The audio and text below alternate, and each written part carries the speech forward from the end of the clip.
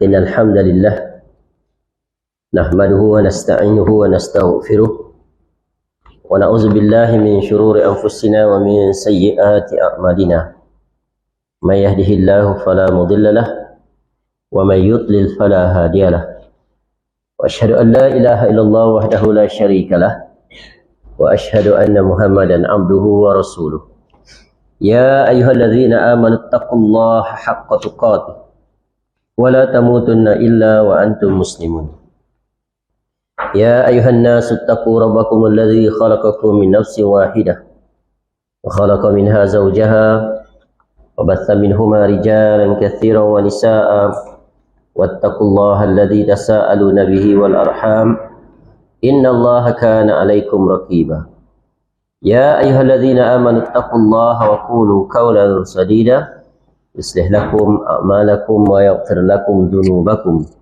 ومن يطع الله ورسوله فقد فاز فوزا عظيما أما بعد فإن أصدق الحديث كتاب الله وخير الهدي هدي محمد صلى الله عليه وسلم وشر الأمور محدثاتها وكل محدثة بدعة وكل بدعة ضلالة وكل ضلالة في النار. Allahumma inna nas'aluka ilman nafi'ah.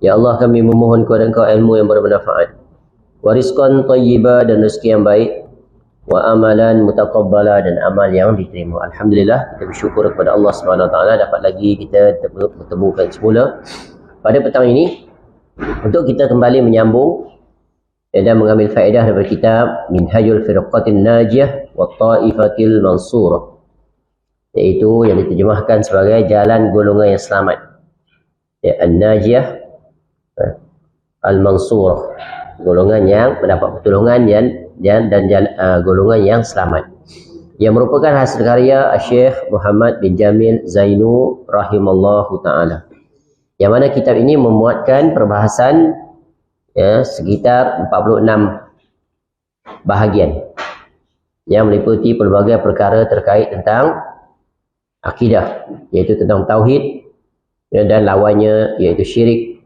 agar dengan itu kita dapat mengetahuinya dan dapat beramal dengannya dan dapat selamat daripada pembatal tauhid iaitu syirik. Baik, pada pertemuan ini kita akan kembali menyambung, iaitu pada bahagian yang seterusnya, bahagian yang ke-22, muka surat 111. Betul Iaitu pada tajuk kerosakan dan bahaya syirik. Jadi mafsadah ataupun mudaratnya syirik ini kepada pelakunya, ya, kepada penyebar atau penyerunya, dan sesiapa sahaja yang terjatuh ke dalamnya.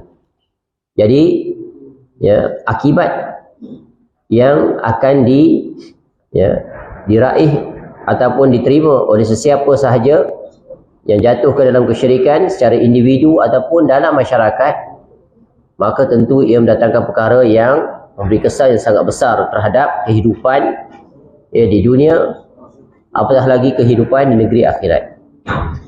Baik, Syekh rahimahullah memaparkan kerosakan dan bahaya syirik ini, iaitu sejumlah 7. Ya, dan ini bukan pembatasan, tapi ini adalah merupakan di antara yang utama yang hendaknya kita beri perhatian agar kita selamat daripadanya. Baik, berkata Syekh rahimahullah pada bahagian 22 di bawah tajuk kerosakan dan bahaya syirik. Perbuatan syirik menyebabkan kerosakan dan bahaya yang besar, baik dalam kehidupan pribadi maupun masyarakat. Adapun kerosakan dan bahaya yang paling menonjol adalah yang paling nyata, yang paling memberi kesan. Yang pertama adalah syirik menghinakan kewujudan kemanusiaan. Syirik, ya, menyebabkan terhinanya kewujudan, keberadaan manusia itu di atas muka bumi ini. Baik, syirik apa maknanya? Syirik menghinakan kemuliaan manusia. Yang pertama, ia menghinakan kemuliaan manusia. Dan menurunkan, yang kedua, menurunkan darjat dan martabatnya. Kerana syirik itu memalingkan manusia daripada yang melakukan ketaatan kepada Allah Ta'ala yang menciptakannya dan mengurniakan pelbagai nikmat kepadanya kepada sesama makhluk. Ya, jadi ini bentuk kehinaan. Kerana memperhambakan diri sesama makhluk, ia adalah bentuk penghinaan. Dan apabila seseorang itu menghamba sesama makhluk, dia bukan mendatangkan kebahagiaan dan ketenangan, tetapi mendatangkan kesempitan, kerisauan, kerusingan dan pelbagai lagi. Namun apabila seseorang itu memperhambakan diri kepada penciptanya, iaitu Allah Ta'ala, ia akan mendatangkan ketenangan, kelapangan, keamanan, kenikmatan, kecukupan. Ya. Jadi memperhambakan diri kepada Allah menyebabkan seseorang hamba itu makin dekat kepadanya. Tetapi memperhambakan diri pada makhluk makin menjauhkan daripadanya. Ya, sebab itu berbentuk kehinaan, diiringi perasaan rendah diri dan pelbagai lagi. Jadi memang benar syirik itu yang mendatangkan darjat manusia dan martabatnya menjadi rendah, dan dia menghinakan dirinya kepada makhluk. Dan itu adalah dilarang. Sebab Allah menjadikan umat manusia sebagai khalifah di muka bumi. Ya, Allah di antara tujuan menciptakan manusia ni tak lari daripada 3 sebab yang paling utama. Satu, sebab terkait dengan Allah, iaitu sebagai hamba, untuk memperhambakan diri pada Allah. Tujuan yang kedua adalah sebagai khalifah di atas muka bumi ini. Ya, yang ketiga, untuk memakmurkan dunia ini. Inilah 3 tugas asasi kita yang paling asas. Yang pertama, menegakkan hubungan dengan Allah, hablum minallah. Dan yang kedua, menegakkan hubungan sesama manusia, hablum minan nas, yang padanya ada 2 perkara yang paling pokok. Pertama, menjadi pemimpin dan ada yang dipimpin. Kemudian memakmurkan dunia ini. Wa ansha'akum minal ardi wastamarakum fiha. Ialah yang menciptakan kamu daripada tanah. Ya, tujuannya untuk apa? Menjadi pemakmur. Jadi Allah jadikan dunia ini sebagai tempat untuk kita yang meraih pelbagai nikmat Allah bagi kita, iaitu akal yang boleh berfikir, maka menatijahkan pelbagai penemuan-penemuan yang tujuan akhirnya untuk memberikan keselesaan, kesenangan, kemudahan bagi manusia di samping dia menikmatinya. Baik. Allah memuliakannya, mengajarkan kepadanya seluruh nama-nama, lalu menundukkan baginya apa yang ada di langit dan di bumi semuanya.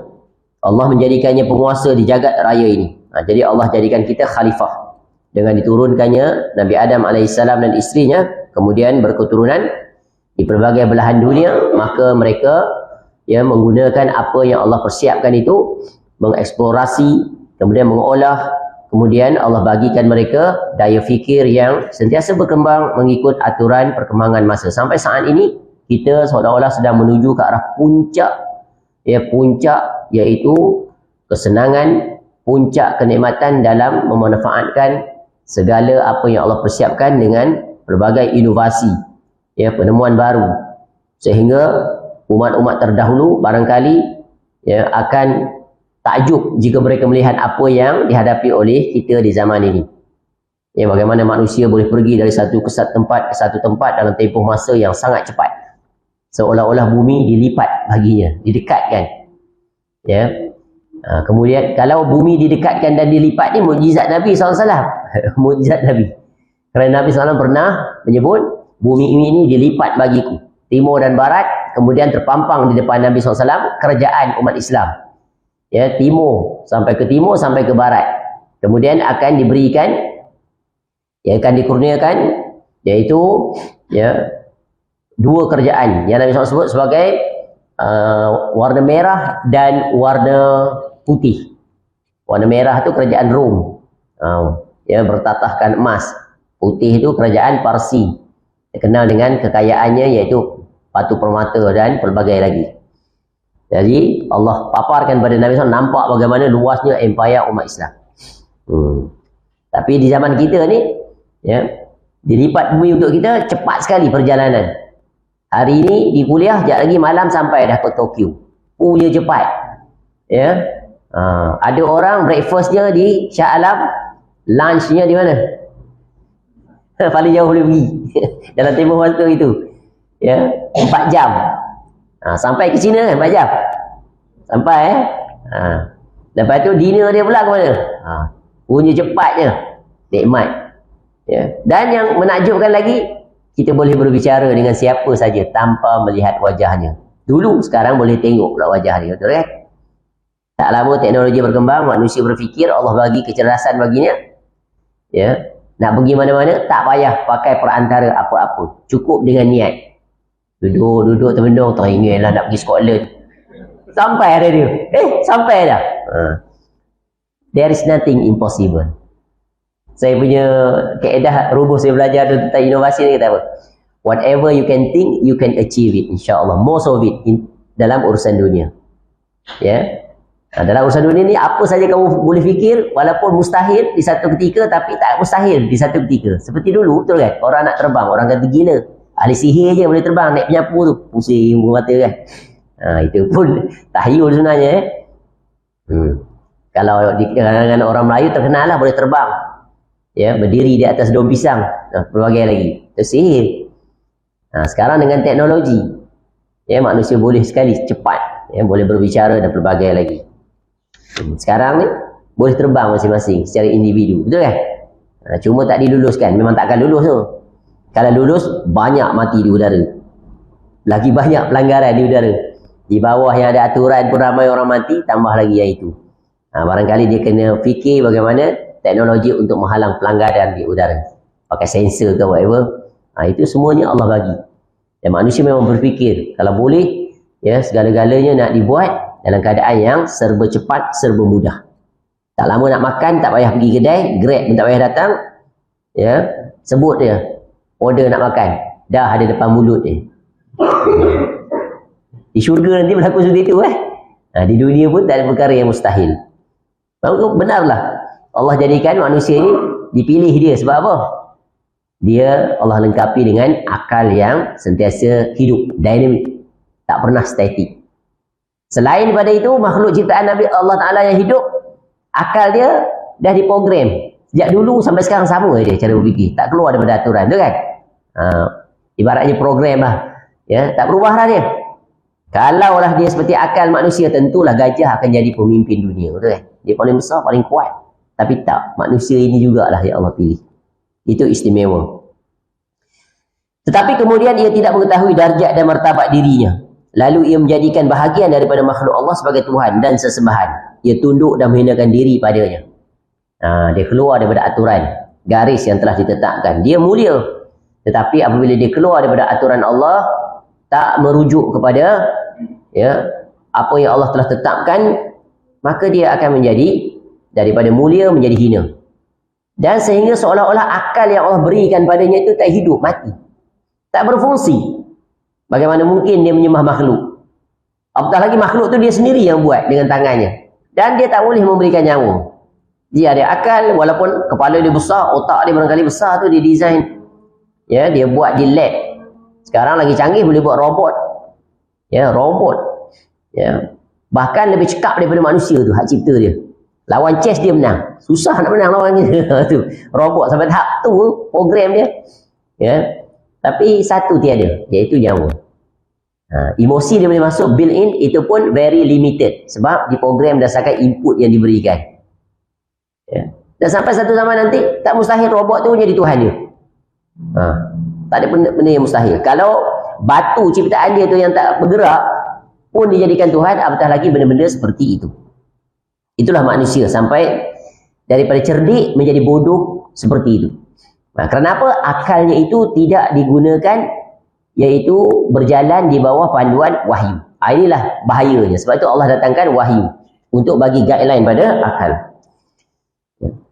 Berbagai kehinaan tersebut hingga hari ini amat banyak untuk dapat disaksikan. Apa contoh buktinya? Iaitu ratusan juta orang di India menyembah sapi, menyembah lembu yang diciptakan Allah bagi manusia, agar mereka menggunakan haiwan itu untuk membantu meringankan pekerjaannya atau menyembelihnya untuk dimakan dagingnya. Betul kan? Umat Islam di negara India tak boleh berkorban dengan lembu. Kalau tahu, maka dibunuh. Bayang sampai tahap tu. Ya. Padahal lembu itu adalah seperti haiwan-haiwan yang lain. Allah jadikan dia untuk diambil manfaatnya untuk manusia. Jadi Allah ciptakan seluruh di alam jagat raya ni untuk berkhidmat pada manusia. Itulah istimewanya. Tapi bila manusia keluar daripada aturan, maka mereka akan menjadi orang yang, ya, bahasa kasarnya sebodoh-bodoh manusia, bahkan lebih bodoh daripada haiwan. Tu. Sebahagian umat Islam menginap dan tinggal di kuburan untuk meminta berbagai keperluan mereka. Ini pun satu.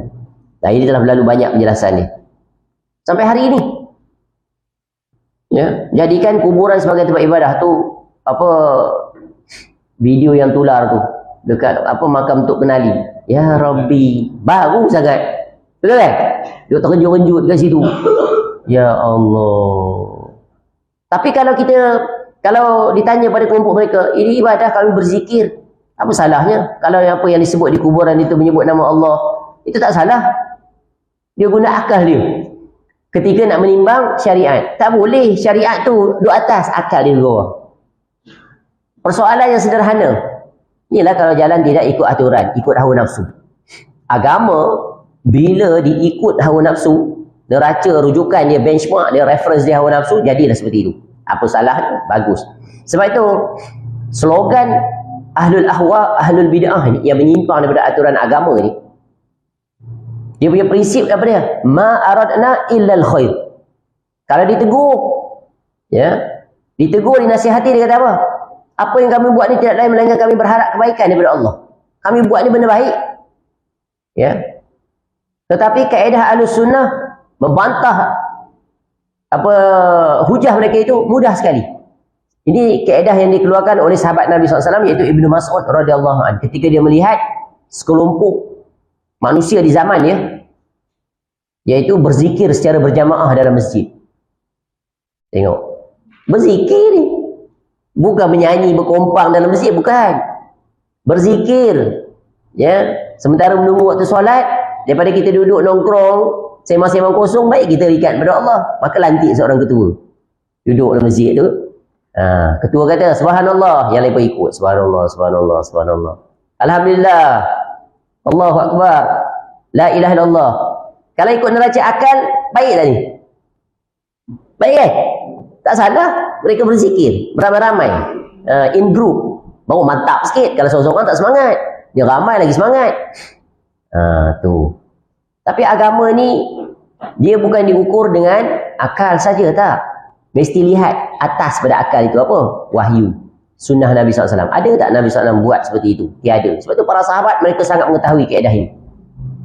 Sehingga Ibnu Mas'ud radhiyallahu anhu dikhabarkan oleh Abu Musa al-Asy'ari radhiyallahu anhu dalam keadaan ini, dia pergi tengok.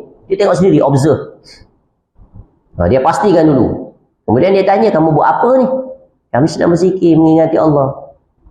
Ya, celaka kamu, kata Ibnu Mas'ud. Guna perkataan tu. Ya, sebab apa? Saking marahnya. Sebab kamu buat ni tidak ada aturan daripada Nabi SAW. Kami ni dididik oleh Nabi SAW. Kami beramal seperti mana yang Nabi SAW buat. Kami tak pernah tengok, tak pernah buat pun ni. Tiba-tiba kamu ni dah buat ni. Maksudnya begitu.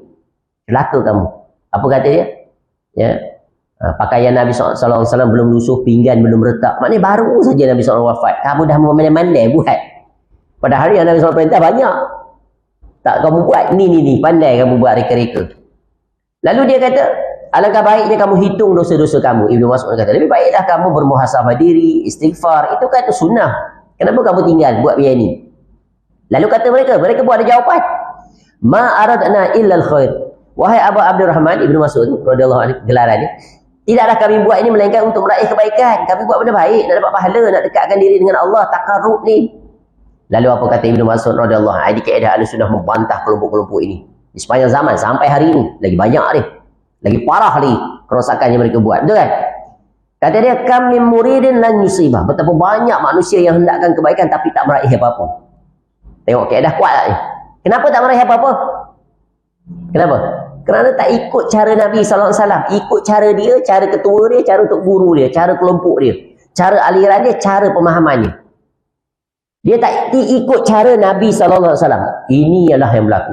Itu berzikir. Itulah dia bid'ah amalan yang pertama berlaku sesudah kewafatan Nabi SAW. Hari ini tak terhitung banyaknya. Bukan setakat mereka berzikir, mereka berselawat 24 jam non-stop.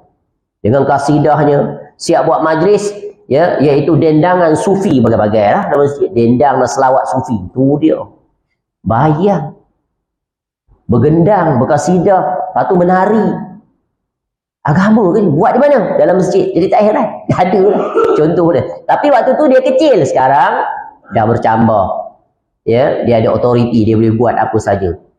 Sampai ke kuburan tengok. Saya dah sebut selalu dah. Tak lama lagi akan banyak datang ke Malaysia. Ya, sebab Indonesia tu tempat dia banyak lah. Saya pergi tengok macam-macam. Sampai Datang daripada Yaman, Hadramaut tu. Macam-macam dia bawa.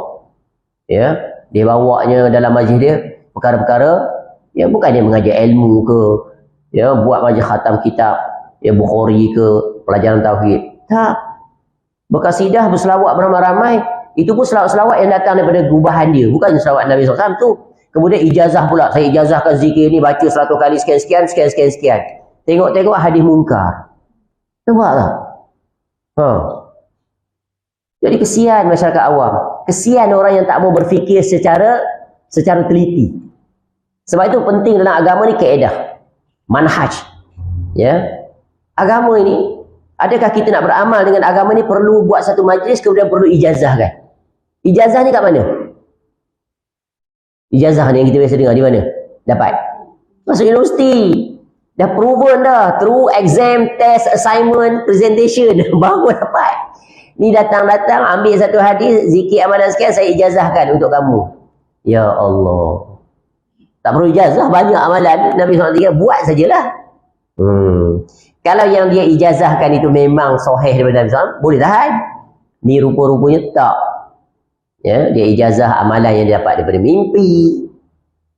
Banyak ni kelompok ditinggalkan. Wahai tuan-tuan dan perempuan, jangan takjub terkesima dengan penampilan dia. Lemah tutur bicaranya. Agama tidak diukur di situ. Agama diukur sejauh mana dia muwafaqah dengan Nabi SAW. Cuba kita fikir secara sederhana. Nabi SAW pernah tak buat majlis beramai-ramai, berkumpulan, bersempena-sempena, berhari-hari dan berbagai? Pernah tak? Tak. All those activities wasted. Time wasted and apa? Ya, memburukkan wajah Islam. Agama yang mudah, simple, tenang, aman, jadi sulit. Jadi payah. Tu. Tapi kalau kita cakap perkara ini, ya, pada kelompok dia, siap. Berbaku-bakulah. Akan kena sumpah seranah. Benci pada Nabi lah, bagai-bagai. Padahal kita lah orang yang paling menyintai Nabi SAW. Apa bukti? Apa saja sunnah Nabi SAW yang sahih, kita akan segera berbuat. Ini nikmatnya dapat sunnah. Ya, maka rugilah orang yang bergelimang dengan bid'ah. Kenapa? Mereka menjadikan hawa nafsu. Memang ahlul ahwa ni hawa nafsu lah dia sebagai rujukan. Alasan dia apa salahnya? Baik. Kan kita berzikir. Ya. Dan zikir itu ada aturan. Ni. Pergi ke kuburan. Bagus. Dia kata apa? Kita nak dapat syafaat para wali.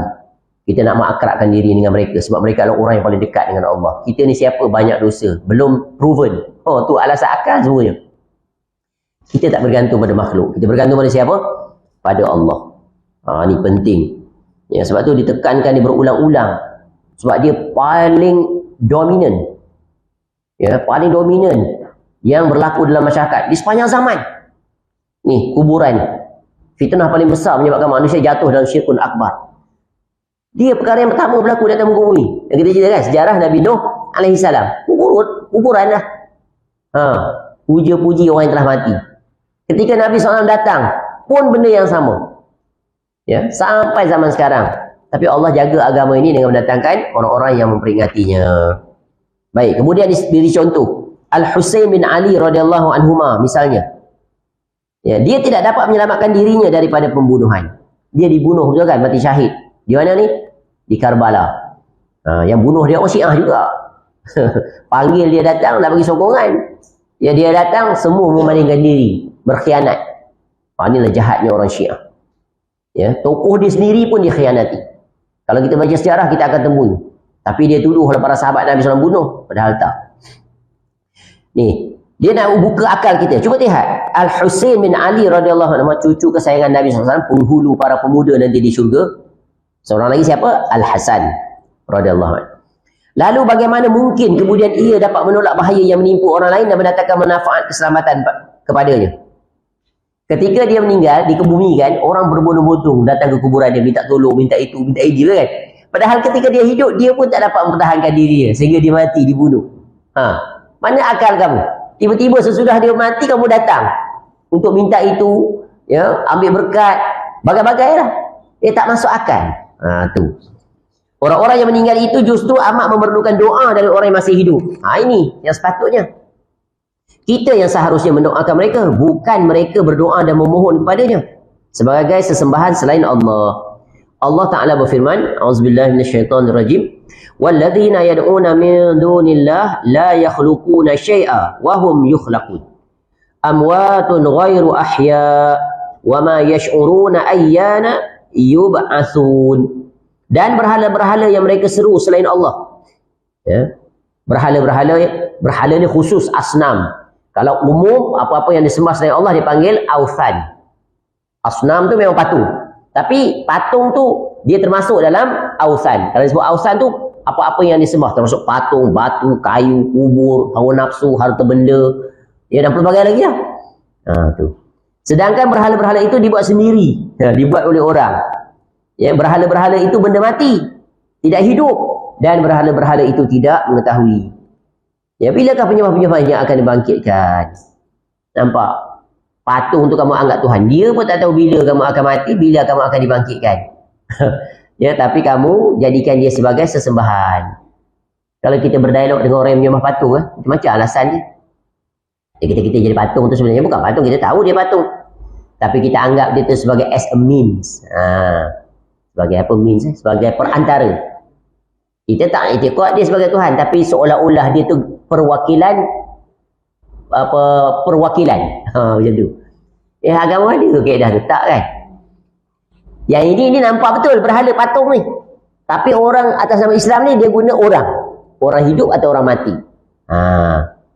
Walaupun objek dia berbeza, tapi tujuan dia sama tak? Sama. Ya, jadi dinilainya dari sisi apa? Dari sisi tujuan dia sama. Kaedah dia sama, alasan dia sama. Tak kira lah dia pakai apa, dia guna apa sebagai perantara untuk dia sampai kepada Allah. Ya, maka semuanya ini adalah perkara yang dilarang. Dan Allah tak berhajat kepada perantara dalam beribadah kepadanya.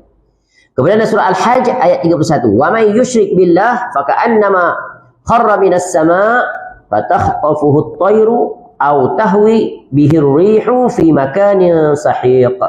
Barang siapa mempersekutukan sesuatu dengan Allah, maka ia seolah-olah jatuh dari langit lalu disambar oleh burung atau diterbangkan angin ke tempat yang jauh. Ini betapa besarnya ancaman Allah terhadap orang yang melakukan kesyirikan, yang sepatutnya dia tak melakukannya. Akal waras pun, fitrah pun berlanggar. Tak masuk akal kan? Pergi ke kuburan minta pada orang mati. Tak masuk akal kan? Jadikan patung-patung itu sebagai yang dimuliakan, yang ditakzimi, yang dihajatkan. Tak masuk akal. Ya, tapi yang tak masuk akal tu syaitan dia hias jadi masuk akal. Sehingga dia lupa tentang wahyu Allah. Itu yang pertama. Menjatuhkan harga diri seolah-olah memperbodohkan akal. Sebab itu kita jangan memperbodohkan akal kita.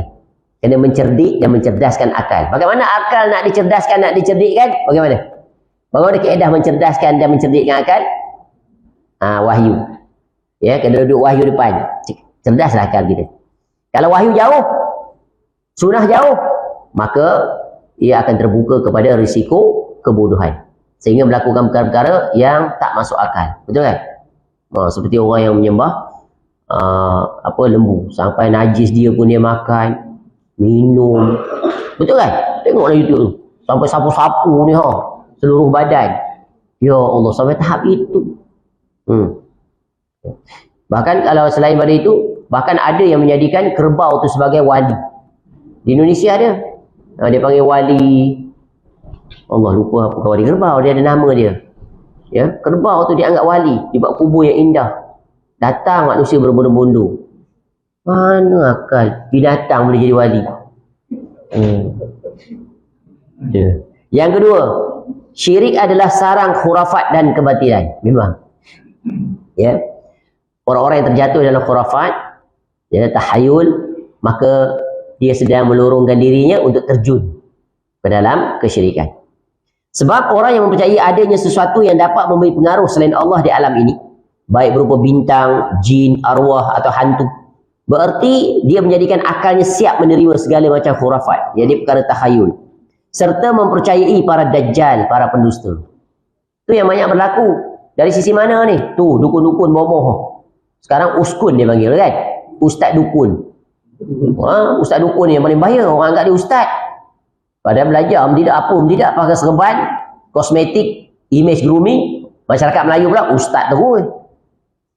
Tak percaya tengok lah. Selama ni tak pakai kopiah. Ya, pakai biasa je. Bertobat satu hari pakai kopiah tak kepala masuk pejabat. Oh, syekh terus dapat gelaran. Syekh. Oh, syekh. Apa khabar? Syekh. Lama sikit, pandai sikit ceramah. Ustaz. Lama sikit usung bawa ke kuliah ke masjid. Sepentas dengan ustaz-ustaz. Selebriti, bagai-bagai. Betul? Dia tengok. Pelakon-pelakon hak bertobat. Istihar lah, saya berhenti dah berlakon. Esok ke mana dia? Bawa ke masjid ceramah. Diharamkan hukum dia sebab dia jahil. Bahkan dia pelaku maksiat. Bagaimana orang yang tak berilmu boleh mengajar? Apa akan jadi? Kerosakan lebih parah, betul kan? Oh, ini sekarang banyak. Kalau tegur tu tuan-tuan, alamat lah. Tegur kat masjid, hari ni ustaz, hari terakhir dan hari pertama tak akhir, dah datang hari dah. Marah dia. Kerana saya tegur juga. Lepas tu tak bagi kuliah dah. Ya. Dua saya tegur. Satu panggil orang seperti itu. Yang kedua meletakkan penceramah lelaki perempuan sebelah-sebelah. Saya akan tegur itu. Mana ada sunnah daripada Nabi SAW ceramah berpasangan berduit dengan isteri orang, dengan suami orang. Suami dia mana? Tak cemburu ke isteri dia depan orang tengok? Isteri dia tak cemburu? Isteri taklah. Suami memang lelaki itu dituntut. Betul kan? Sampai tahap tu akal tak boleh berfikir. Padahal kalau dia fikir secara sederhana, pernah tak Nabi SAW berduit dengan isteri yang berceramah ke mana-mana? Pernah tak? Padahal isteri Nabi SAW itu Ummul Mukminin, tak boleh dikahwini, haram hukum dia. Kalau Nabi SAW cerai hidup atau Nabi SAW wafat lebih dahulu, tak boleh. Tak berceramah. Sebab wanita ni tak dituntut untuk dia berceramah. Tak dituntut untuk dia berdakwah. Apatah lagi berdakwah depan lelaki. Sekali-sekali tuan rumah tukar penceramah. Ceramah perempuan datang sini. Alamat penuh tak muat lah saja. Tak lagu tak berlaku sini. Bayangkan tuan-tuan. Tuan-tuan duduk depan, dia duduk berceramah. Ya, baca hadis, baca Quran, tuan-tuan tengok ni. Takkan syaitan tak datang? Bagi tahu, lawanya ustazah ni. Kalau jadi isteri aku bagus juga. Dah, sudah. Dia duduk berlawan ni, duduk belakang, duduk dengan kuliah ke tak apa? Syaitan. Betul kan? Para wanita tak dituntut untuk berdakwah kecuali untuk kaumnya.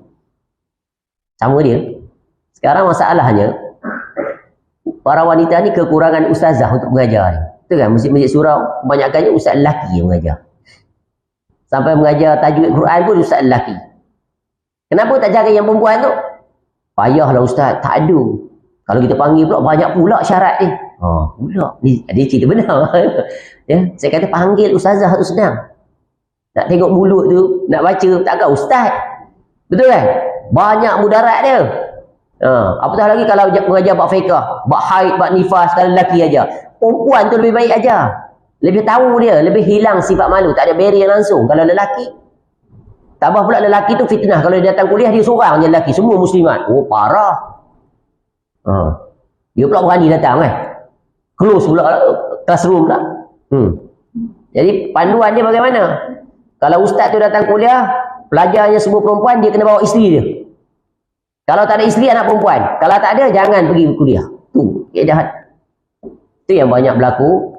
Ya, banyak berlaku perkara-perkara yang di luar aturan. Betul kan?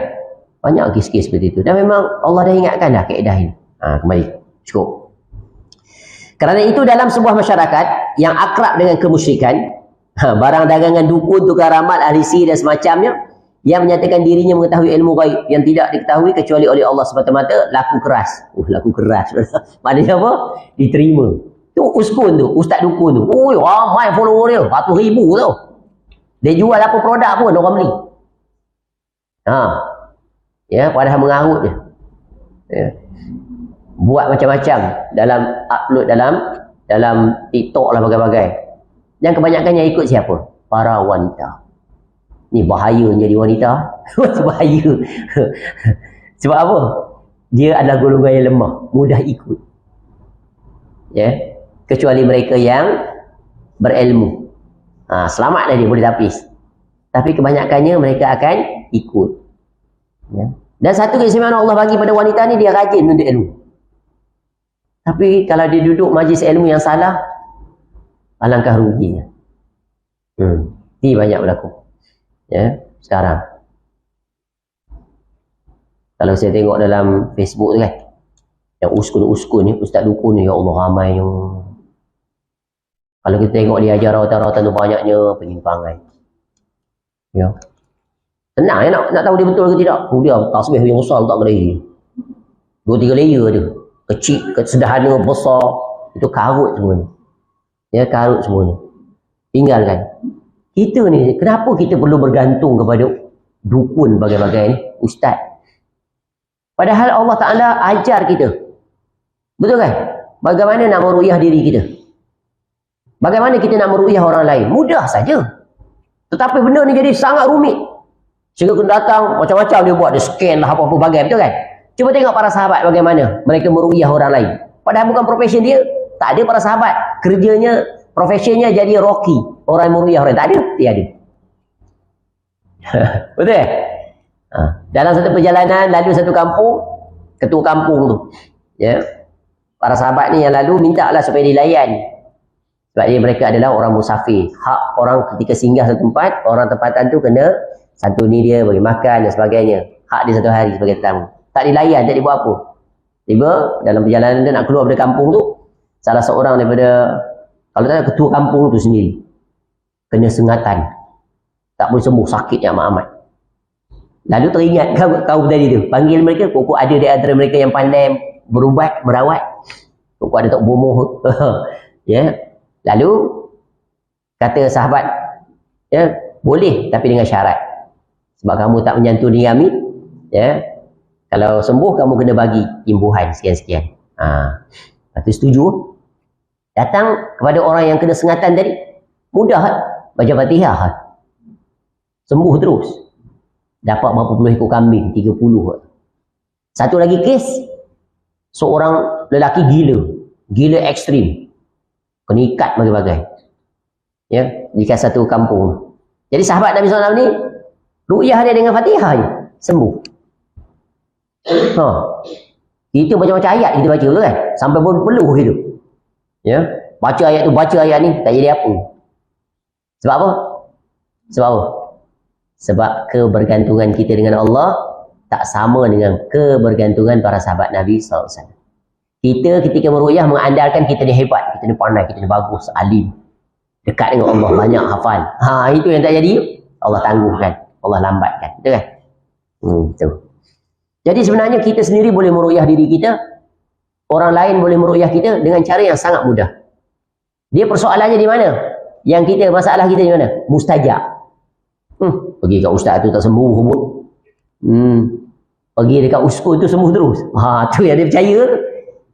Tu.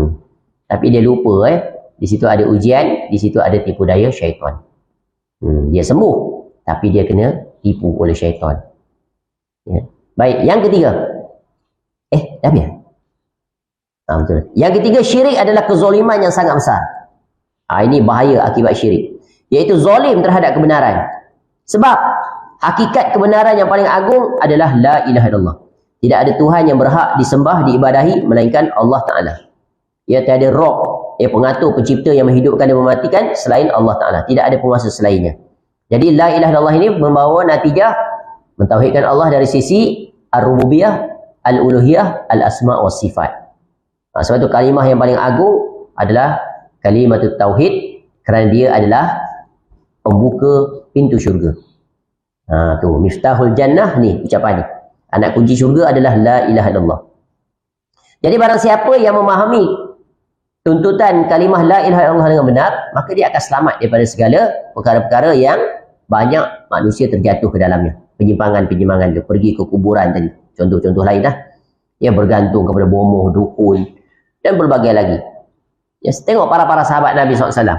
Ketika mereka ditimpa dengan sakit, bagaimana mereka berhadapan? Mereka bersabar, mereka redha, mereka ikhtiar dengan cara yang sesuai dengan aturan syariat. Mereka berdoa kepada Allah. Ya, atau bila ada kesempatan, mereka datang bertemu dengan Nabi SAW. Minta Nabi SAW doakan kepada Allah. Itu saja. Mudah tak? Tak rumit langsung. Ya. Bahkan sebagaimana yang kita sebut tentang wanita hitam ni kan. Nabi SAW bagi option pada dia, kamu sabar masuk syurga. Lalu dia sabar. Padahal sakitnya itu menyeksakan. Bahkan boleh mendatangkan malu. Sebab apa? Terbuka aurat. Ya, dia bersabar kerana dia tahu ganjaran bersabar itu adalah syurga. Kita apa sabar-sabar, engkau tak kena tak apa. Kita. Ya. Jadi bezanya iman mereka itu dan keyakinan mereka terhadap janji Allah Taala. Seperti Nabi Ayub alaihissalam. Allah uji dengan sakit lama 18 tahun. Habis segala harta benda, daripada kaya, mewah, habis semuanya. Tinggal isteri je. Semua orang menghindar diri daripada dia. Tapi Nabi Ayub alaihissalam mencontohkan betapa ini semua adalah ketentuan takdir Allah, maka hadapi, ya, ikut aturan Allah. Sampai satu masa, maka Allah pasti akan memperkenankan permohonan hamba-Nya. Dengan cara yang sangat mudah Allah sembuhkan penyakit Nabi Ayub alaihissalam. Urqud birijlik. Hentak kaki kamu. Hentak kaki ada tanah, ada bumi. Air yang keluar itu, air dingin yang keluar itu kamu minum dan kamu mandi, sembuh. Itu Allah Asy-Syafi, betul kan? Yang Maha penyembuh. Kalau tak sembuh, sabar. Ya, sabar walaupun mati dalam keadaan sakit. Kenapa? Berhajat, berharap agar Allah gugurkan dosa-dosa, asal itu bersih, masuk syurga bila hisab, bila azab. Tapi yang ni payah. On paper, teori senang. Tapi menghadapinya sangat sulit. Betul kan? Memang. Ya, hanya orang tertentu saja yang Allah kurniakan nikmat ini. Dan mereka adalah orang yang istimewa. Sebab itu kena berdoa kepada Allah agar Allah kurniakan kita kesihatan. Sihat. Sebab kalau diuji dengan sulit belum tentu kita dapat hadapi. Baik. Adapun orang-orang musyrik, mereka menjadikan selain Allah sebagai Tuhan dan selain Dia sebagai penguasa. Syirik merupakan kezaliman dan penganiayaan terhadap diri sendiri. Sebab seorang musyrik menjadikan dirinya sebagai hamba bagi makhluk sesamanya. Bahkan mungkin lebih rendah daripadanya. Padahal Allah menjadikan dia sebagai makhluk yang merdeka. Syirik juga merupakan penganiayaan terhadap orang lain. Sebab orang yang dipersekutukan dengan Allah telah ia aniaya lantaran ia memberikan hak yang bukan miliknya. Sebab itu agama ni datang untuk membebaskan perhambaan sesama makhluk kepada perhambaan yang mencipta makhluk. Inilah dia kemerdekaan yang sejati. Kemerdekaan sebenarnya dapat membebaskan daripada belenggu, pelbagai belenggu yang menghalang dia daripada mengakrabkan dirinya dengan Allah. Belenggu je banyak, belenggu hawa nafsu, belenggu dunia, ya, belenggu kesyirikan, banyaknya. Kalau dia dapat memutuskan seluruhnya, maka dia akan, ya, dapat, ya, berhubung dengan Allah sesuai dengan apa yang Allah tetapkan, dan itu merupakan nikmat yang sangat agung. Jadi syirik adalah kezaliman yang besar. Inna syirk kala zulmun azim. Ya, dalam surah Luqman ayat 13. Yang keempat, syirik adalah sumber dari segala ketakutan dan kecemasan. Maksudnya apa? Hilang ketenangan, hilang keamanan, bimbang, ya, jiwa rasa sempit. Sebab apa? Sebab jauh daripada rahmat Allah. Ya, dia berada di bawah laknat Allah. Dan Allah melaknat, murka kepada orang-orang yang jatuh ke dalam kesyirikan. Orang yang akalnya menerima berbagai macam khurafat dan mempercayai kebatilan akan diliputi rasa takut dari berbagai arah. Memang, ya, percaya tu percaya ni, dia takut dia. Dia tak buat begini jadi begini, tak buat begini jadi begini. Semua datang diliputi rasa takut. Ya. Sebab ia menyandarkan diri pada banyak Tuhan. Padahal Tuhan-Tuhan itu lemah dan tak kuasa memberi manfaat atau menolak berbahaya bagi dirinya.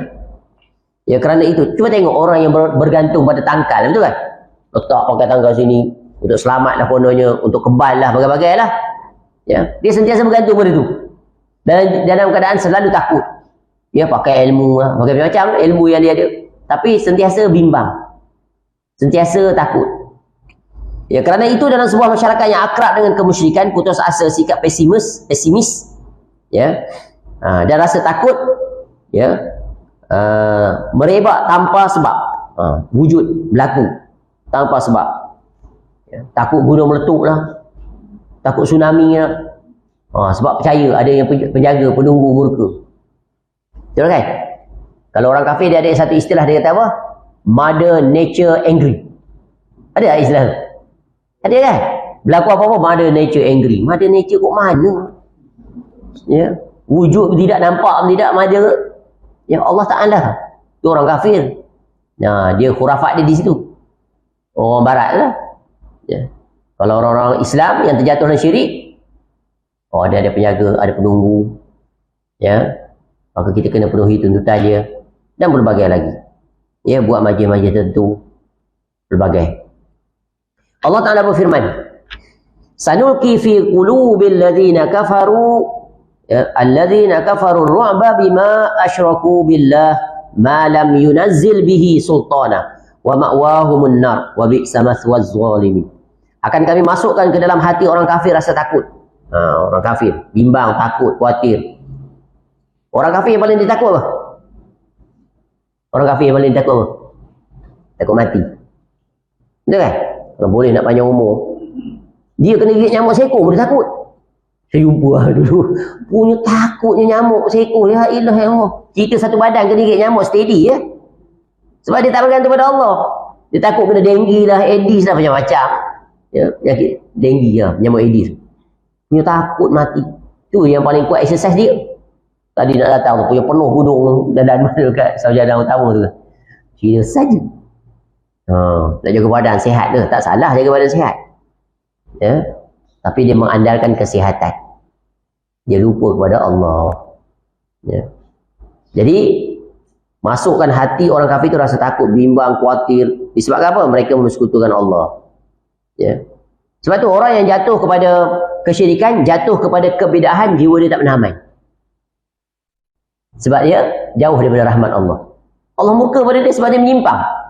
Walaupun nampak kenyataannya dia gembira, sebenarnya hakikatnya dia jauh daripada rahmat Allah. Orang yang berjalan di atas tauhid, jalan di atas sunnah, dia akan tenang, lapang, dia akan rasa menikmatinya. Dia rasa merasa kebahagiaan hidup. Sebab dia rasa dia dekat dengan Allah. Sebab jalan yang dia lalui itu adalah jalan yang memang Allah suruh seperti itu. Dia dekat dengan Nabi SAW sebab apa? Dia memang lalui jalan yang dilalui oleh Nabi SAW. Tu. Ya. Jadi tempat kembali mereka ialah neraka.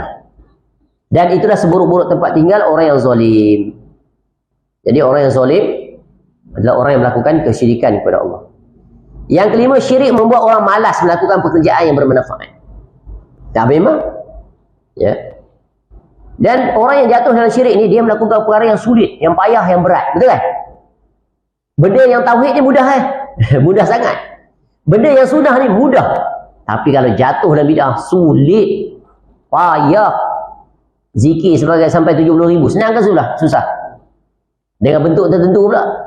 Ada cara SOP dia. Tapi kalau zikir Nabi SAW, mudahnya. La ilaha illallah 100 kali.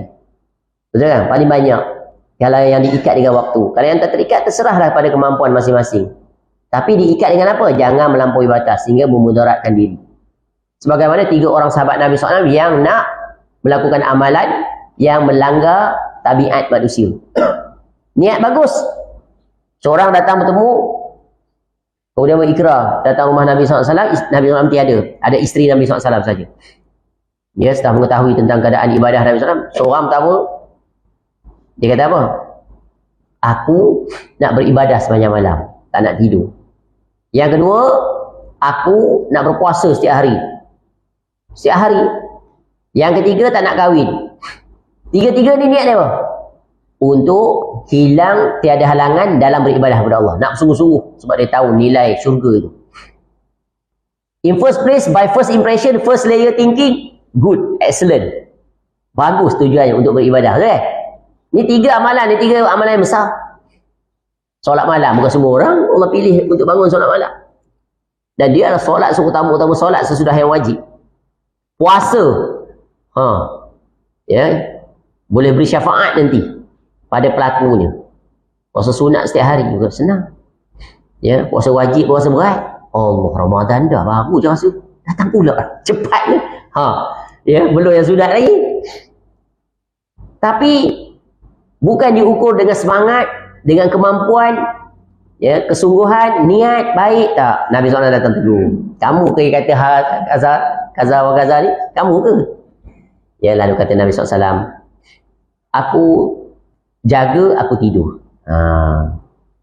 Ya, maknanya Nabi SAW ada malamnya berjaga, ada bahagiannya dia tidur terlebih dahulu.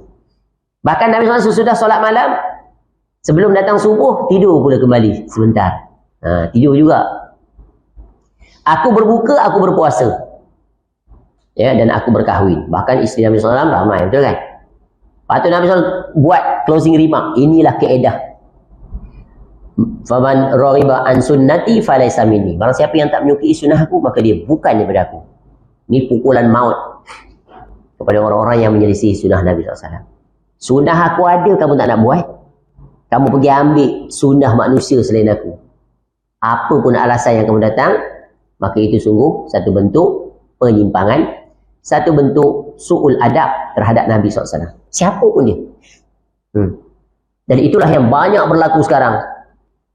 Mereka tinggal sunnah Nabi SAW, mereka ambil sunnah-sunnah daripada guru-guru mereka. Padahal, akal sihat pasti akan mudah dapat menolak. Patut ke? Masuk akal ke? Nabi SAW perintah begini banyaknya, kamu tak buat. Yang ini kamu sungguh buat. Ya, Nabi SAW ajar simple je untuk ziarah kubur. Mudah sangat tu kan? Tiba-tiba kamu buat yang paling payah. Macam-macam benda kamu buat di situ. Tu buat hiasan kubur dan berbagai lagi. Ya, ini dia syubhat yang banyak manusia terjatuh. Ya. Jadi syirik membuat orang malas melakukan pekerjaan yang berbeda. Sebab syirik mengajarkan pada pengikutnya untuk mengandalkan para perantara. Sehingga mereka meninggalkan amal soleh. Itu syirik, bawah darjat dia bid'ah. Betul kan? Orang jadi malas nak berdoa. Swasta akan benda orang lain untuk berdoa bagi dia. Macam orang berdoa sesudah solat tu kan, imam baca. Dia doa amin je lah. Amin, amin. Kadang-kadang amin, tangan turun, mata turun, tunduk je. Padahal doa minta lah sendiri. Dan setiap orang memiliki permintaannya yang khusus. Betul kan? Kemudian yang berdoa tu barangkali dia pun tak faham tu imam minta apa. Kadang-kadang imam tu budak lagi. Budak tahfiz. Dia minta apa? Ya Allah, kurniakanlah kami isteri yang soleh dan anak-anak yang soleh. Dia kahwin tak lagi. Baru umur 10 tahun. Yang belakang ni amin, amin. Ya Rabbi, sama setahap tu. Nampak tak? Kerosakan daripada khilaf sunnah. Berdoalah sendiri. Yang peliknya dalam solat dia tak nak banyakkan doa. Dalam solat tu tempat dia banyakkan doa, betul kan? Sebaliknya mereka melakukan perbuatan dosa dengan i'tiqad bahawa Tuhan-Tuhan akan memberinya syafaat, pertolongan di sisi Allah. Ya, Tuhan-Tuhan bikinan mereka itu. Dan inilah yang merupakan kepercayaan orang-orang Arab jahiliyah sebelum datangnya Islam. Allah Ta'ala berfirman tentang mereka, wa ya'buduna min dunillah ma la yadurruhum wa la yanfa'uhum wa yaqulun haula'i syufa'auna indallah qul atunabbi'una Allah bima la ya'lamu fis samawati wa la fil ard subhanahu wa ta'ala amma yusyrikun. Dan mereka menyembah selain daripada Allah apa yang tidak dapat mendatangkan kemudaratan pada mereka dan tidak pula kemanfaatan. Dan mereka berkata mereka itu adalah pemberi syafaat kepada kami di sisi Allah. Katakanlah, apakah kamu mengkhabarkan kepada Allah apa yang tidak diketahuinya, baik di langit dan tidak pula di bumi? Maha suci Allah dan maha tinggi daripada apa yang mereka persekutukan itu. Surah Yunus 18. Allah bantah dakwaan mereka itu. Ya, dakwaan orang-orang yang mengambil selain daripada Allah untuk meminta syafaat, jadi perantara untuk menolong mereka dan berbagai lagi. Orang-orang Kristian melakukan berbagai macam kemungkaran dengan keyakinan bahawa Al-Masih, Nabi Isa AS telah menghapuskan dosa-dosa mereka ketika ia disalib. Demikian menurut anggapan mereka. Masuk akal ke? Tak masuk akal langsung. Ya, Nabi Isa AS ditangkap, kemudian dibunuh, disalib. Ya, mana mungkin Tuhan dibunuh dan mati? Tuhan apa mati? Ya. Ini adalah fitnah kejahatan terhadap Nabi Isa AS yang dia berlepas diri, betul kan? Demikian pula sebagian umat Islam, orang Kristian, ya, kita tak akan dapat mencapai kedekatan dengan Allah melainkan through Jesus, dia kata. Ya, ini semuanya karut. Ya, dan dibantah dalam Quran. Ya, sehingga Nabi SAW pun membantah mereka itu. Mereka tidak dapat mendatangkan alasan. Ya. Demikian pula sebagai umat Islam, mereka meninggalkan berbagai kewajipan dan melakukan ragam perbuatan haram. Lalu mereka mengandalkan syafaat Rasul mereka agar dapat masuk syurga. Padahal Rasulullah SAW ya, berkata kepada putrinya sendiri, ya radhiyallahu anha, iaitu Fatimah radhiyallahu anha, ya Fatimah bintu Muhammad, salini min mali ma syi'ti la u'ni anki min Allahi syai'a. Wahai Fatimah binti Muhammad, mintalah dari hartamu sekendakmu, tetapi aku tidak bermanfaat sedikit pun bagimu di sisi Allah. Nabi SAW pun ya, tidak dapat membantu Fatimah alaihissalam. Ya, tapi tentu Nabi SAW beri syafaat, betul kan? Maknanya setiap orang bertanggungjawab terhadap apa yang mereka perbuat, amalan-amalan. Kita tak boleh bergantung pada orang lain. Tapi masyarakat diajar boleh bergantung dengan orang lain. Buat majlis tahlilan, sikit-sikit Fatihah, sedekah.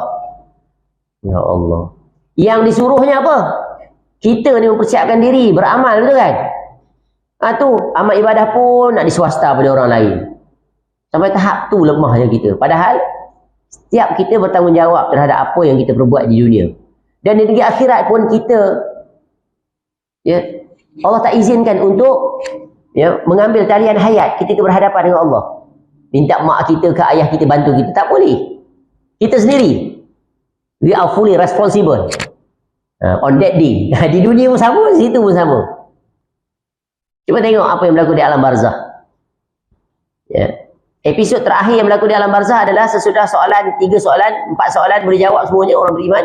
Last sekali datang seorang lelaki tampan, bersih, harum baunya, datang kepada mayat tersebut.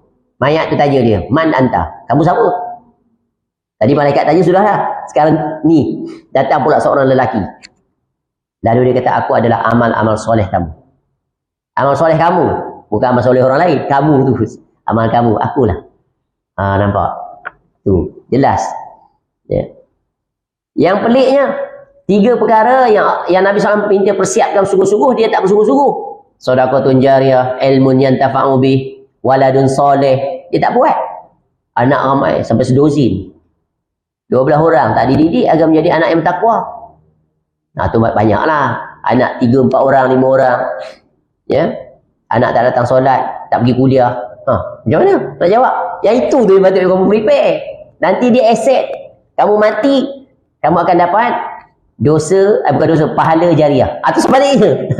Dosa jariah. Pilihlah which one you want. You choose. Betul kan? Kita nak anak kita yang sentiasa dekat dengan Allah. Yang sentiasa taat pada perintah Allah.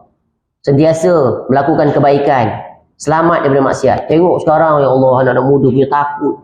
Tengok baru ni dalam Facebook tu kan. Kat mana, kat Perak, nak menari tu.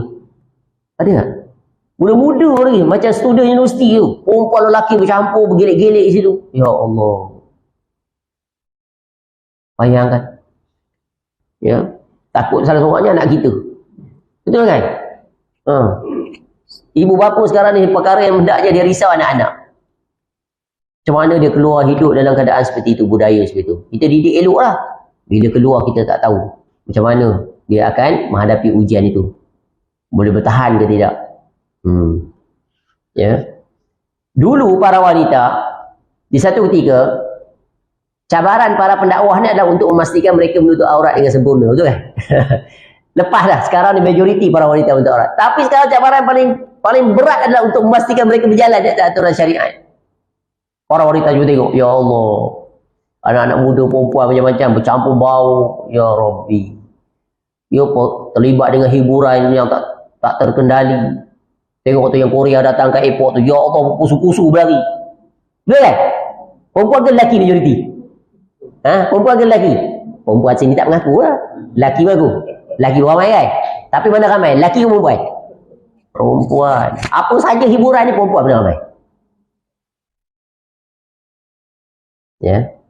Tengoklah di mana-mana pun. Tu zaman ni zaman yang sangat mengerikan. Zaman yang sangat menakutkan. Jadi betul lah kata Nabi SAW, penghuni neraka paling ramai wanita. Bukan bermakna penghuni syurga sikit, tak ramai juga. Bahkan dia majoriti. Syurga ni penghuni wanita majoriti. Setuju atau tidak? Setuju atau tidak? Kenapa setuju?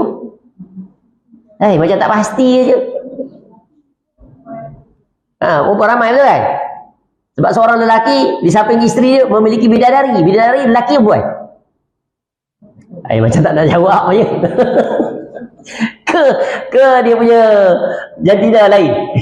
Wanita kan? Seorang lelaki Allah persiapkan pertamanya 2 orang isteri. Kemudian ya dipersiapkan para bidadari. 70 orang lebih. Jadi perempuan jangan cemburu. Jangan iri hati. Tahu macam mana? Allah dah atur seperti itu. Tapi di syurga tiada lagi dah istilah cemburu tu. Tak ada langsung. Ya. Tapi isteri di dunia adalah isteri yang terbaik. Lebih terbaik daripada para bidadari. Kedudukannya. Bidadari itu dah siap jadi dah ada lah. Dan dia keluar tapi Para wanita kena berhati-hati terhadap suami dia. Kalau dia menyakiti suami dia, on the spot para bidadari yang sedang berada di syurga akan berkata, jangan kamu sakiti suami-suami kami. Tu dia cakap. Ya, Allah dah buka. Ni suami kamu. Kita tak tahulah, tapi Nabi SAW jelaskan, jangan sakiti suami kamu kerana bidari-bidari di syurga itu tersakiti dan dia akan memarahi kamu. Wahai isteri-isteri di dunia. Nah, tu kena baca bab-bab tu. Ya, bab bidadari. Bidadara ada tak di syurga? Ada atau tidak? Wahai puan-puan. Ada. Ada ke tidak? Kita tak tahu. Ha? Confident je ada. Pakai jawab je lah. Ti ada. Ada bidadari. Yang ada pelayan-pelayan lelaki ada. Tetapi bidadara tak. Sebab kadang orang tanya, kalau wanita di dunia yang tak bersuami, dia tak berkahwin. Ataupun lelaki tak berkahwin, tak apalah dia bidadari. Kalau wanita yang dia tak berkahwin, ya, bagaimana siapa suami dia? Di akhirat nanti betul kan? Siapa nak jadi suami dia? Jawapannya, stay tune. Next session. Ataupun boleh cari ya. Baik, yang seterusnya. Masih ada kan? Kita habis je lah 5 minit. Extra time. Yang keenam, syirik menyebabkan keabadian di dalam neraka. Ini bahaya yang paling besar. Syirik menyebabkan kesia-siaan dan kehampaan di dunia. Dahlah di dunia kesia-siaan dan kehampaan. Tengok orang kafir yang menyembah patung, berhala. Letih badan, kesian tengok. Umar radhiyallahu anhu pernah melihat seorang ahlul kitab. Ya, penampilannya kusuk masai, pucat wajahnya kerana kuat beribadah pada Allah. Dia tinggalkan dunia ni. Ahli zuhud dah dia ni. Tengoklah macam sami-sami Buddha tu kan. Punya zuhud dia. Ya, sampai kasut pun tak pakai. Jalan kaki ayam. Tinggal dunia semua dia. Nak mencapai makam nirwana. Tu. Ya. Jadi Umar radhiyallahu anhu kita menangis dia. Dan para sahabat dia kata, kenapa? Kesiannya mereka berletih, berpayah, tapi tak meraih apa-apa. Sia-sia mereka. Rugi. Semangat-semangat dah. Sungguh dah berjerih payah. Ya. Tapi tiada tauhid. Tu. Ya. Kasihan pada orang-orang kafir. Begitu juga kasihan pada pelaku syirik, pelaku bid'ah. Kasihannya. Penat dia beribadah. Sungguh dia siang malam. Kuat sampai hitam-hitam lagi. Zikir tak berhenti tu. Tapi keluar daripada aturan Nabi SAW. Apa manfaatnya? Ya, seperti mana kata tadi. Banyak orang nak kebaikan. Tetapi tak meraih apa-apa. Dan Nabi SAW peringatkan awal lagi dah. Man amila amalan laisa alaiha amruna fahuwa raddun. Barang siapa yang beramal bukan daripada amalan kami yang kami buat, yang kami tunjukkan, yang kami perintahkan, maka tak akan diterima. Ditolak. Raddun. Jelas hadis.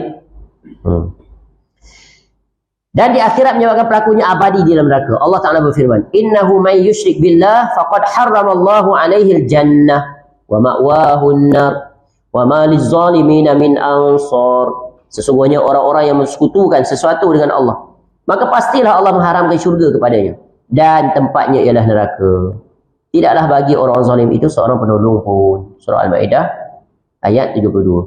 Rasul SAW bersabda, man mata wa huwa yad'u min dunillah niddan dakhalan nar. Barang siapa yang meninggal sedangkan dia berdoa, menyembah, beribadah kepada selain Allah sebagai tandingan, sekutu, dia nescaya ia masuk neraka. Ini jaminan ni yang hendaknya kita hindari. Yang ketujuh, yang terakhir, syirik memecah belahkan umat. Memang ada orang mengajak kita, tak payahlah kita bergaduh, berdebat. Ya, kita sama-sama Islam. Tak. Ya, kena. Sebab apa? Sebab nak membetulkan kebatilan dia tu. Ajak dia balik kepada tauhid. Tauhid dan syirik tak akan bersatu selama-lamanya. Iman dan kufur tak akan bersatu selama-lamanya. Sunnah dan bid'ah tak akan bersatu selama-lamanya. Kalau nak bersatu, mesti di atas perkara yang sama. Satu, tauhid. Ya, di atas sunnah. Kalau tidak, pasti akan berpecah. Sebab apa? Dia tak boleh bersatu, tak boleh bersama, tak boleh duduk satu kapal. Sebab dia sentiasa saling untuk mengalahkan salah satu. Betul kan? Dia mesti mendominasi. Ya, memang dia akan pecah. Jadi umat sekarang, biar kita berpecah dalam bab ini. Ya, memang perpecahan di bab ini dituntut. Ya, orang kafir dan orang Islam tak boleh bersatu. Betul kan? Orang Islam, orang kafir. Begitu juga orang yang berjalan di atas tauhid tak boleh sekali-kali bersama bersekongkol dengan orang-orang yang melakukan kesyirikan. Tak boleh. Ya, sebab kebinasaan akan berlaku. Allah Ta'ala berfirman, "Wala takunu minal musyrikin. Minal ladzina farraqu dinahum wa kanu syi'a. Kullu hizbin bima ladaihim farihun." Dan janganlah kamu termasuk orang-orang yang bersekutukan Allah, iaitu orang-orang yang memecah belahkan agama mereka dan mereka menjadi beberapa golongan. Tiap-tiap golongan merasa bangga dengan apa yang ada pada golongan mereka. Surah Rum ayat 31 hingga 30. Jadi punca perpecahan, siapa yang memunculkan menyebabkan perpecahan siapa? Orang-orang yang bertauhid ke orang-orang yang musyrik? Punca ni. Ahlus sunnah ke ahlul bid'ah? Yang menyebabkan perpecahan ni siapa? Ahlul bid'ah tu. Ahlul syirik tu. Bukan ahlul tauhid. Tauhid tu pun maknanya adalah mempersatukan. Wahada yuwahidu tauhidan. Satu, jadi satu je. Siapa yang menyimpang, yang mereka lah pemecah belah. Jadi kalau nak ajak manusia kepada bersatu, mesti bersatu di atas tauhid. Mesti bersatu di atas sunnah. Mesti bersatu di atas prinsip yang sama. Ya, kalau tidak, maka perpecahanlah yang pasti akan berlaku. Kenapa? Syirik selama-lamanya tak akan bersama berkompromi dengan tauhid. Begitu juga sebaliknya. Ya. Kesimpulan, semua perbahasan yang telah disebut, yang telah berlalu, 7 perkara tersebut, memberikan kejelasan pada kita bahawa syirik merupakan perkara, yakni dosa yang paling besar yang wajib kita hindari. We have to stay away, distance ourselves from this major perkara yang paling utama yang Allah perintah. Ya, tu wajib dijauhi. Jangan dekat, jangan cuba-cuba. Tak apalah nak kira dengan ustaz tu ceramah. Tak apalah, ambil yang baik, yang tak baik kita tinggalkan. Kau siapa? Sekejap lagi kena syubhat dia. Ni banyak orang guna alasan seperti itu. Orang awam, tak apalah kita pergi juga kuliah dia, banyak kebaikannya. Tak. Bila ada syubhat, bila tahu dah dia seperti itu, jangan sekali-kali menceburkan diri kepada bahaya. Sebab tu Nabi SAW bagi kaedah, ar-rajul dini khalili falyanzur ahadukum man yukhalil. Agama seseorang dilihat dengan siapa dia berteman. So be careful dengan siapa kamu berteman. Dalam hadis yang lain secara makna, berkawan dengan tukang minyak wangi, kamu dapat wanginya walaupun kamu tak menjual, betul kan? Berkawan dengan tukang besi, welder tu, ahli timpalan tu, walaupun kamu berkawan dengan dia, kamu tak jadi welder, tapi kamu dapat apa? Pecikkan api dia. Balik-balik rumah abang buat apa? Bau busuk sangat ni. Tu bau api asap dia tu kan. Tu. Jadi jangan cuba-cuba memberanikan diri. Jangan cuba-cuba memberanikan diri. Pastikan orang yang kita pelajari itu adalah benar manhajnya, mengajak kepada kebenaran, tegas di dalam menjelaskan kebatilan-kebatilan. Agar kita selamat. Jelas apa yang dia sampaikan. Kita harus bersih dari perbuatan syirik. Takut jika kita jerumus ke dalamnya. Kerana ia adalah dosa yang paling besar. Di samping itu, syirik juga dapat menghapuskan pahala amal soleh yang dilakukan oleh seseorang, yang terkadang bermanfaat untuk kepentingan umat dan kemanusiaan. Allah Ta'ala berfirman, wa qadimna ila ma amilu min amalin faja'alnahu haba'an mansura. Dan kami hadapi segala amal yang mereka kerjakan. Yang ini di negeri akhirat nanti. Lalu kami jadikan amal itu bagaikan debu-debu yang berterbangan. Surah Al-Furqan ayat 23. Ini di antara orang yang menyesal di akhirat. Datang dengan hajat, harapan agar Allah bagi pahala, bagi syurga. Tiba-tiba semuanya ditolak oleh Allah. Rejected, not accepted. Menyesal ketika itu dah terlewat. Sebab itu kita kena teliti, berhati-hati dengan amalan yang kita buat. Terutamanya dari sisi akidah kita. Pastikan dia benar. Ibadah kita, pastikan dia benar. Akhlak kita, pastikan dia benar. Segala muamalah kita hendaknya di bawah aturan yang jelas. Agama ni jelas. Tak ada satu yang sama. Betul kan? Allah Ta'ala menjelaskan tentang dirinya. Jelas siapa Allah Ta'ala. Sifat-sifat, nama-namanya.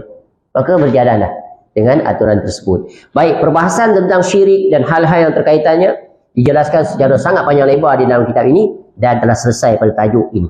Tutup kes. Nanti Syekh rahimahullah akan masuk kepada beberapa contoh. Perkara-perkara yang ada kaitannya dengan kesyirikan. Di antaranya dimulai dengan bab 23 iaitu tawassul yang diperbolehkan dan tawassul yang dilarang.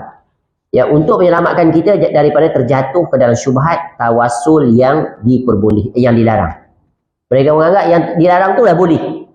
Yang dibolehkan tu mereka tak buat. Itu ajaib. Dan itulah yang banyak berlaku. Apa makna tawassul? Berperantara. Yang menyandarkan kepada sesuatu untuk mendapat manfaat atau menolak mudarat. Akan datang penjelasannya insya-Allah. Wallahu a'lam. Okey ya tuan-tuan dan puan. Boleh faham tak? Ya, mudah-mudahan faham minta kepada Allah. Allahumma faqihni fid din wa alimni at-ta'wil.